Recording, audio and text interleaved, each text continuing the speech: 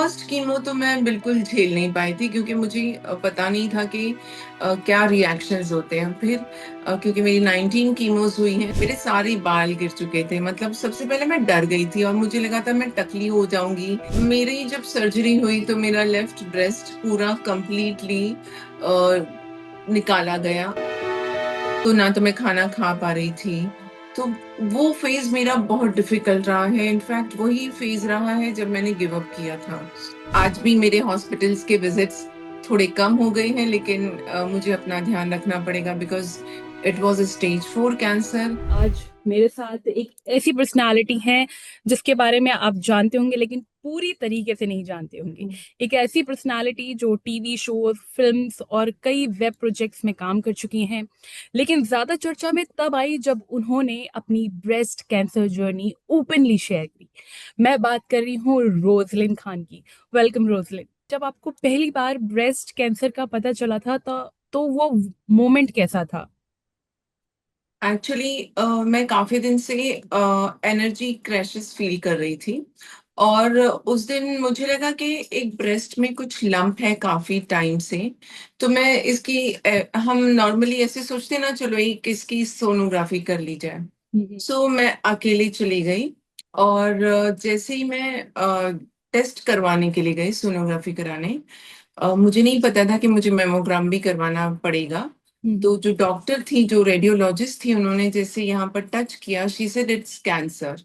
Okay. तो मुझे लगा क्या बकवास हो रही है, कैसे मतलब कोई कैसे मुझे इतने फिट इंसान को बोल सकता है कि ये कैंसर है। देन आई सेड कि मैडम आप ठीक से चेक कर लीजिए।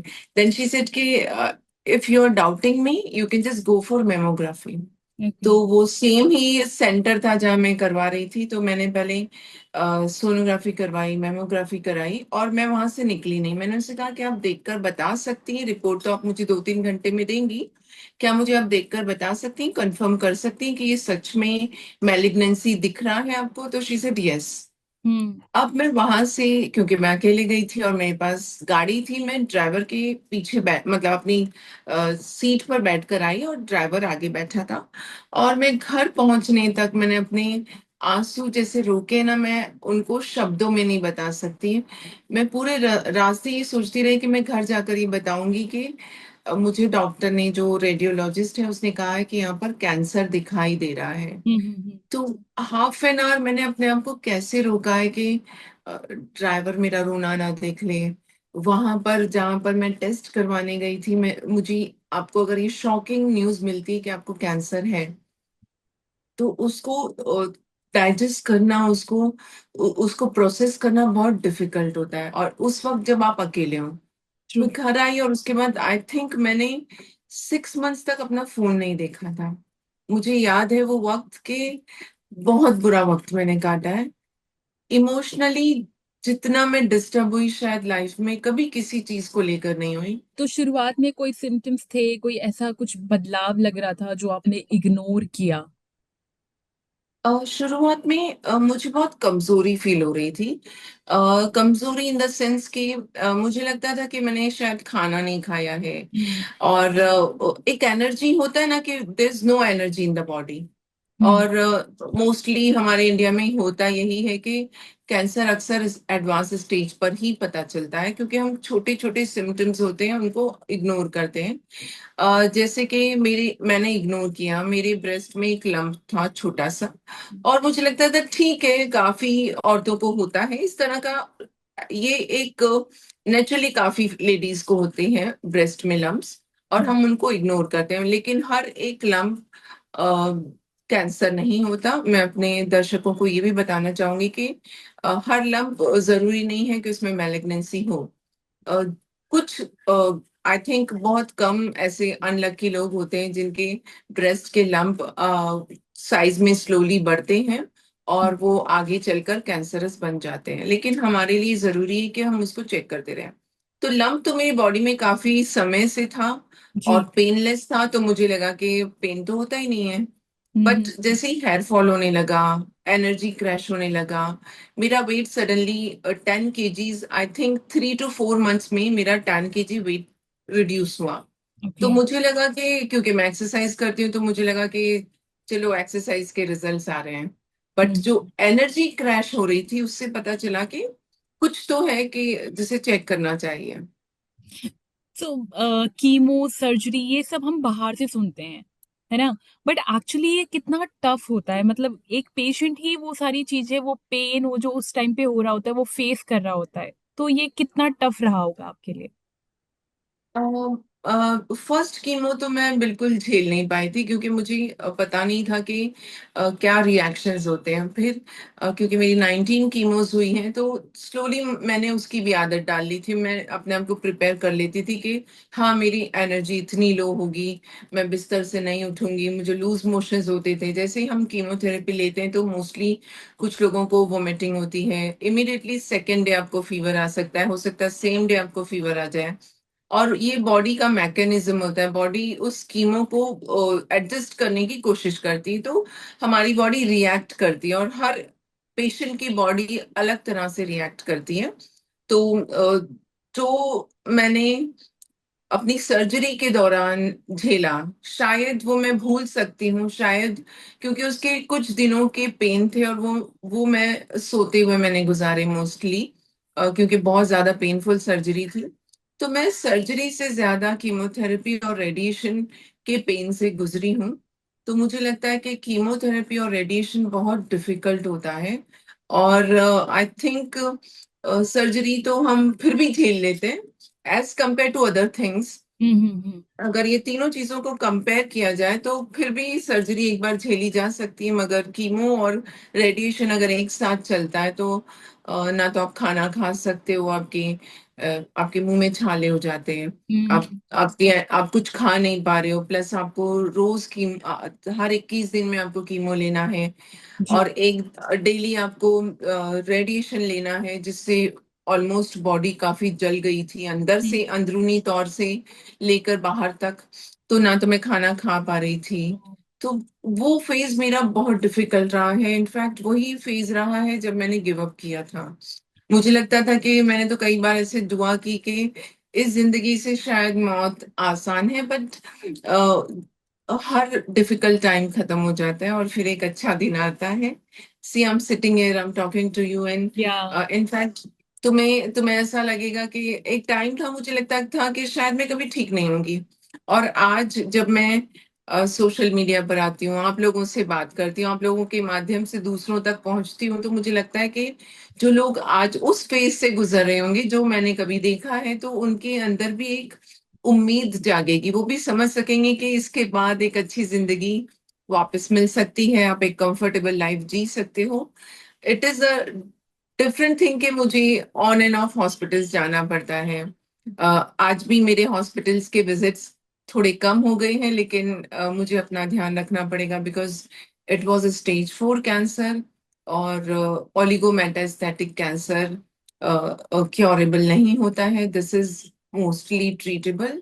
ट्रीटमेंट के दौरान बॉडी इमेज जो है कहीं ना कहीं थोड़ी थोड़ी चेंज होती है, आपने बोला है हेयर लॉस, ठीक है, स्कार्स आ जाते हैं, there is lot of change, है ना? जब आप कीमोथेरेपी लेते हैं या आपकी सर्जरी हो जाती है, तो उस टाइम पे किस तरीके के बॉडी चेंजेस आपने फेस करे और कैसे आपने उसे टैकल किया? पता है, मैं हमेशा से अपने लुक्स को लेकर बहुत कॉन्शियस रही हूँ। आज भी मुझे लगता है कि मुझे सुंदर दिखना, जिस प्रोफेशन को हम बिलोंग करते हैं ना, वहां पे अगर आपके साथ कोई भी चीज हो रही होती है, आपकी पर्सनल लाइफ में कुछ हो रहा होता है, तब भी आप हंस के मुस्कुरा के और लोगों के सामने ऐसे आते हो कि आप तो बहुत ही खुश हो। मैं उस वक्त ये नहीं सोच पा रही थी कि मैं सुंदर लग रही हूँ या नहीं लग रही हूँ। मेरे सारे बाल गिर चुके थे, मतलब सबसे पहले मैं डर गई थी और मुझे लगा था मैं टकली हो जाऊंगी, पीपल विल से कि यार इसके तो बाल नहीं है। सी इंडिया में ना ये बहुत अजीब सी चीज है, मतलब आप और मैं तो इसे बड़ी अच्छे शब्दों में यूज करते हैं कि she has lost her hair and all. But जब हम कहीं गाड़ी से जा रहे हो, आप ट्रैवल कर रहे हो, आप कहीं किसी और जगह जा रहे हो, जो जहां पर आपको लोग ओपनली ऐसे बोलते हैं, अरे वो टकली। या so these are actually. The words जो मैंने फेस किए। हम्म। और इनफैक्ट उसके बाद एक दो बार ऐसा हुआ कि मैं कुछ कुछ डिपार्टमेंट्स में गई और मेरी कहीं पर बात हो रही थी, मैंने उनसे ऐसे ही कह दिया कि I am going through cancer. तो लोगों ने इमिडिएटली ऐसे ऐसे करके मास्क रख लिया, अपने फेस पे ऐसे हाथ रख लिया, ऐसे अपने फेस को कवर कर लिया। तो आज भी हमारे देश में लोगों को ये नहीं पता है कि कैंसर डिजीज इस तरह से फैलता नहीं है। ये तो एक डीएनए डिफेक्ट होता है जिसकी वजह से बॉडी में मैलिग्नेंसी जैसी चीज आ जाती है। हमारे कुछ सेल्स हैं जो डेड होते हैं, मिलियंस में ट्रिलियंस में डेली हमारी बॉडी सेल्स प्रोड्यूस भी करती है और डेड भी होते हैं, मरते भी हैं। तो उसमें हम्म। अगर कहीं आपकी डीएनए में कोई डिफेक्ट आ जाता है तो इस तरह की चीजें होती हैं। तो लोगों को आज इसके बारे में अवेयरनेस नहीं पता है। लोगों को ये नहीं समझ आता कि इसका वेट पुट ऑन क्यों हुआ है। एक्चुअली। जबकि मैं जानती थी, मेरे घर वाले जानते थे कि मुझे स्टीरॉइड्स दिया जा रहा है, हम्म। क्योंकि कीमोथेरेपी अगर आपकी बॉडी में जा रही है, ऐसे में अगर आपका शरीर तैयार नहीं है तो आप कैसे उसे झेलेंगे। तो स्टीरॉइड्स दिया जाता था, तो उसकी वजह से मेरा weight suddenly 20-25 kg put on हो गया। वो भी आई थिंक 2-3 मंथ्स में। हम्म। ना मेरे पास कपड़े रहे थे पहनने के लिए। इनफैक्ट मैं बड़े लूज पैजामे पहनती थी और टी शर्ट्स पहनती थी। और जो स्लीपर्स हम लेडीज पहनती हैं, हम छोटी छोटी सी नाइस स्लीपर्स पहनती हैं। तो मेरे पैर पर इतनी स्वेलिंग होती थी कि मैं अपनी सिस्टर से बोलती थी कि मेरे लिए किसी जेंट्स की लूज स्लीपर्स ला के दे दो, so that I can wear it. और मेरे पैर में जो स्वेलिंग है उस पे वो जो बेल्ट आता है वो मुझे चुभे ना। सो हमने इस तरह के बहुत सारे अरेंजमेंट्स किए और जिंदगी फिर चलने लगी। फिर मैंने शॉर्ट्स पहनना शुरू किया धीरे धीरे। फिर मेरा थोड़ा सा वेट कम हुआ। देखो मैं फिर अब वापस अपने पुराने क्लोथ्स में भी आ गई हूँ। So it will take another 2-3 years के मैं वापस उसी वेट पर आ सकूं शायद। फिजिकली तो आप लड़ ही रही थी, मेंटली उस टाइम कितना आप लड़ रही थी, और उस टाइम आपके लिए सबसे स्ट्रॉन्गेस्ट सपोर्ट क्या था? मेरी सिस्टर मेरे लिए बहुत स्ट्रॉन्ग सपोर्ट थी। और मेरी एक नीज है जो मुझे हमेशा हंसाती रहती थी। तो हम लोगों ने हंसते खेलते, ऐसा नहीं कहेंगे कि हम सिर्फ हंसते हंसते हमने ये सफर काटा। इक्वली हम हंसते हुए रोते हुए हमने अपना टाइम गुजारा। 6 मंथ्स तक मुझे आइडिया नहीं आ रहा था कि क्या होना है। उसके बाद जब स्लोली जब रिजल्ट्स आने लगे तो हमें लगा नहीं नहीं, डॉक्टर पर कॉन्फिडेंस रखा हमने। हम्म। और इनफैक्ट मेरे डॉक्टर्स भी बहुत हेल्पफुल रहे।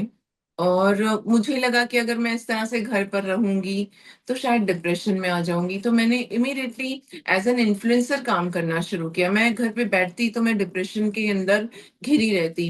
हालांकि कई बार ऐसा होता था कि मैं कमिटमेंट देती थी कि मैं आ रही हूँ, मैं ये अटेंड कर रही हूँ, और मैं नहीं जा पाती थी बिकॉज ऑफ माई हेल्थ। मगर मैंने काम करना शुरू किया आफ्टर 6 मंथ्स ऑफ ट्रीटमेंट, जो कि पॉसिबली लोग नहीं कर पाते हैं। ये चीजें जल्दी पॉसिबल नहीं होती हैं। मगर मैंने काम करना शुरू किया। लोग जब ऐसे कोई बीमारी से जब कोई लड़ रहा होता है, कैंसर स्पेशली, तो लोग सिंपैथी भी देते हैं, सपोर्ट भी देते हैं। तो उस टाइम पे आपको क्या लग रहा था, लोग सिंपैथी ज्यादा दे रहे हैं लेकिन सपोर्ट कम दे रहे हैं? देखो एक चीज से मुझे बहुत चिढ़ आती थी उस वक्त, अगर मुझे कोई ऐसे कहता था ना, कैंसर पेशेंट बेचारी। तो हम्म। मुझे लगता था कि ठीक है ना, जैसे ये लोगों को डायबिटीज हो जाता है, लोगों को कुछ और हो जाता है, तो मुझे कैंसर हो गया तो मुझे किसी से हमदर्दी नहीं चाहिए थी। I always wanted respect. क्योंकि हमदर्दी जब कोई देता है तो ऐसा आपको फील होता है कि आप बड़े बेचारे टाइप्स के हैं। तो मुझे लोगों से हमेशा से रिस्पेक्ट चाहिए होती है। मैं ये चाहती हूँ कि आप रिस्पेक्ट करो इस चीज का, कि कोई कैंसर से गुजर रहा है उसको स्पेस दो। और आप उसको परेशान मत करो अपनी इस तरह की कमेंट से। हम्म। और सिंपैथी से पता नहीं क्यों मुझे एलर्जी है। अगर मुझे कोई सिंपैथी देता है ना तो मुझे लगता है क्या हो गया, कैंसर आया था ना। और हमारे आज देश में कैंसर का इलाज होता है। ये बड़ी प्राउड की बात है कि आज हम स्टेज 4 के कैंसर पेशेंट्स दोबारा काम पर जाते हैं और दोबारा हम काम करने लगते हैं। तो वहां भी हमें सिंपैथी नहीं चाहिए। वी आई बिलीव कि जितनी भी कैंसर कम्युनिटी है, मैं उनकी तरफ से सबसे बोलना चाहूंगी कि हम सिंपैथी का पात्र नहीं है, हमें रिस्पेक्ट दो। True. Because we are warriors somewhere और द अदर वे। हम एक ऐसी जंग जीत कर आते हैं जो शायद डॉक्टर्स को भी पता नहीं होता है कि आप वापस आओगे या नहीं आओगे। So we demand respect, we don't demand sympathy. तो सर्जरी के दौरान आपके साथ ऐसा कुछ हुआ जिसके लिए आपको काफी दुख हुआ? मेरी जब सर्जरी हुई तो मेरा लेफ्ट ब्रेस्ट पूरा कंप्लीटली निकाला गया, और मेरी लेफ्ट हैंड के पीछे से जो हमारा एक ऐसा मसल होता है जो हमारी शोल्डर को मूव कराता है, जिससे हमारे हाथ में स्ट्रेंथ होती है। हम्म। तो उसमें डॉक्टर ने मेरे साथ में शायद इतनी ठीक तरह से मेरे से क्लियरली बात नहीं की, और उन्होंने मेरा एलडी फ्लैप निकाल दिया। एक जो बहुत ही स्ट्रॉन्ग मसल होता है जिससे हम पूरे शोल्डर को मूव करते हैं। ओके। जैसे हमें ऐसे वेट उठाना है ऐसे, तो हम उस शोल्डर में उस मसल का इस्तेमाल किया जाता है। तो डॉक्टर को लगा कि इस मसल से हम इसके ब्रेस्ट को रिकंस्ट्रक्ट कर सकते हैं, rather than taking flap from some other place. They have taken that flap. उन्होंने वहां से एलडी फ्लैप लिया और ब्रेस्ट रिकंस्ट्रक्शन कर दिया। पर आज आज जैसे कि 3-4 साल हो चुके हैं, तो आज मैंने इस चीज को रियलाइज किया कि शायद वो एलडी फ्लैप ना निकाल के मेरे पेट में से या मेरी कहीं और से अगर वो फ्लैप लिया जाता, तो शायद आज मैं ज्यादा कंफर्टेबल होती। क्योंकि लेफ्ट हैंड मेरा काफी वीक हो गया। मैं ज्यादा वेट नहीं उठा सकती हूँ। मैं जब जिम जाती हूँ तो मुझे डिफिकल्टीज होती हैं बहुत ज्यादा वेट उठाने में। तो सम और द अदर वे, जो लेफ्ट हैंड मेरा फ्रोजन हो गया है, मतलब लेफ्ट शोल्डर थोड़ा फ्रोजन है। Hmm. That is the only thing जो मैं रिग्रेट करती हूँ। हम्म। मुझे लगता है कि शायद डॉक्टर ने मुझे बताया होता कि आपका शोल्डर थोड़ा सा फ्रोजन रहेगा। So yes. जैसे बहुत सारी महिलाएं हैं जो आज भी ब्रेस्ट हेल्थ को इग्नोर करती हैं, तो आप उनके लिए क्या कहना चाहेंगी? सी हम महिलाओं को बड़े उससे बचपन से सिखाया जाता है कि आपकी सुंदरता आपके शरीर में है, और आपके लुक्स पर है, जैसे मैंने आपको शुरू में बताया था। यस। तो जब ये चीजें हुई मेरे साथ, तो मुझे लगा कि अ, ठीक है, मेडिकली अगर आपका पूरा ब्रेस्ट रिमूव करके रिकंस्ट्रक्ट भी कर दिया गया हो, so this is not called as breast. Because अंदर के सारे मसल्स निकाल के और उसमें कोई और नया मसल्स डाला गया हो, देखने में आप बड़ी सुंदर दिखते हो, लगता नहीं कि आप ऐसी सर्जरी से गुजरे हो। डेफिनेटली आपके काफी टांके आए हैं। सो ऐसे में मैं जितनी भी महिलाएं हैं उनसे मैं ये कहूंगी कि breast is just a part of your body. तुम्हारी जिंदगी उससे काफी काफी बड़ी है। काफी आप अपने शरीर का ख्याल रखिए। लेकिन अगर ऐसी कोई चीज हो जाती है आपके साथ कि जिसको आपको निकालना पड़े, तो आप निकालने से बिल्कुल मत डरिए, क्योंकि आपकी जिंदगी आपके ब्रेस्ट से ज्यादा इम्पोर्टेंट है।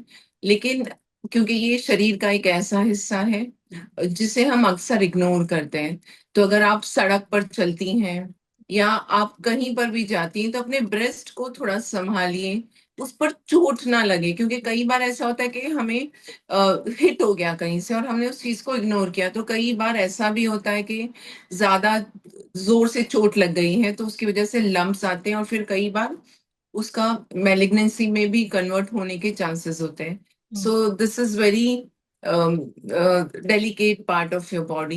You have to take care of it. और आप अपना चेकअप करते रहिए टाइम टू टाइम।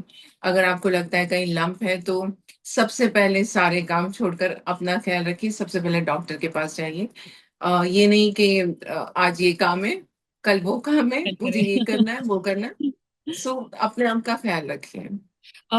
तो आप अपने आप को सर्वाइवर मानती हैं या फाइटर मानती हैं, और जब आप खुद को मिरर में देखती हैं तो क्या फील करती हैं? ये बड़ा डिफिकल्ट सवाल है। अ, मैं अपने आप को जब मिरर में देखती हूँ तो मुझे लगता है कि जो हुआ अच्छा हुआ। मैंने कभी रिग्रेट नहीं किया कि मुझे कैंसर क्यों आया। जो होता है उसके पीछे कोई ना कोई रीजन रहता है। और अगर शायद मुझे ऊपर वाले ने कैंसर दिया, तो उसके पीछे जरूर कोई वजह रही होगी। और जहां तक मुझे लगता है कि वजह शायद यही रही होगी कि ये भी एक फेज है। कुछ लोगों की लाइफ में आता है, तो आप उससे डट कर लड़िए और बाहर निकल सकते हैं। और मुझे इस कैंसर ने जो हिम्मत दी है, शायद ये मेरी जिंदगी का सबसे बड़ा लेसन रहा है कि हर चीज अपने वक्त पर होती है। वक्त से पहले आपको कुछ नहीं मिल सकता, चाहे वो पैसा हो, तरक्की हो, चाहे कुछ भी हो, आप अपने वक्त का इंतजार कीजिए। जैसे ये बहुत स्लो प्रोसेस रहा है, तो मैं कैंसर से कभी दुखी नहीं हुई, मुझे नहीं लगा कि मुझे कैंसर क्यों आ बहुत गया। अच्छी बात है ये तो। आई आई थिंक मैं कभी डिप्रेस भी नहीं हुई। एक बार जब मैंने चीजों को समझा तो मुझे लगा ठीक है, ये भी एक फेज रहा। और कैंसर पेशेंट्स जो आज जितने भी हैं, मैं उनसे भी कहूंगी कि इसे थोड़ा लाइटली लीजिए। हो जाता है, बहुत सारे रीजंस होते हैं। हम खाने पर, कुछ चीजों पर ध्यान नहीं देते, तो आप उसका ध्यान दीजिए। और ये भी नहीं है कि कैंसर आया तो जिंदगी आपकी खत्म हो गई। ये है कि मुझे पता है कि मेरी लाइफ थोड़ी सी अनप्रेडिक्टेबल है, और मैं उसे बहुत इजी लेती हूँ। हम फिट तो India hit. I mean, India को वैसे भी बहुत हेल्थ पर काम करने की जरूरत है। और definitely India is a growing country. हम ग्रो कर रहे हैं, हर फील्ड में ग्रो कर रहे हैं, और हर फील्ड में हम आगे हैं आज। तो अगर हेल्थ में भी हम आगे रहते हैं तो डेफिनेटली योगा जो हमने शुरू किया था, इस देश ने शुरू किया था, आज आज पूरे विदेश में, आज पूरी दुनिया योगा करने लगी है। तो कुछ चीजों को लेके बड़ा प्राउड फील होता है। तो कम से कम हम योगा तो डेली कर ही सकते हैं। और योगा, आई थिंक, सिर्फ योगा का मतलब ये नहीं होता कि हम आड़े टेढ़े पोजेस बना रहे हैं। हम योगा में बैठकर, हम आराम से बैठकर डीप ब्रीदिंग कर सकते हैं। सो इंडिया में बहुत ही अच्छी एक्सरसाइज है योगा जो है। तो इसको आप करते रहिए। और इस योगा को काफी प्रमोट भी किया गया है, आई थिंक। जी। तो मैं चाहूंगी कि हम सभी को योगा भी करना चाहिए, और अपना ख्याल रखना बहुत जरूरी है। Thank you so much Rozlyn, हमारे साथ जुड़ने के लिए। देखिए, कैंसर भले ही बहुत सारी चीजें छीन लेता है, लेकिन आप लोगों की हिम्मत और जज्बे को नहीं छीन सकता। और ये कहानी सिर्फ Yes. बीमारी की नहीं, बल्कि खुद को दोबारा पाने की है। Thank you so much Rozlyn, हमारे साथ जुड़ने के लिए और इतनी पॉजिटिविटी के साथ लोगों के बीच अवेयरनेस फैलाने के लिए। Thank you so much, Lakshmi.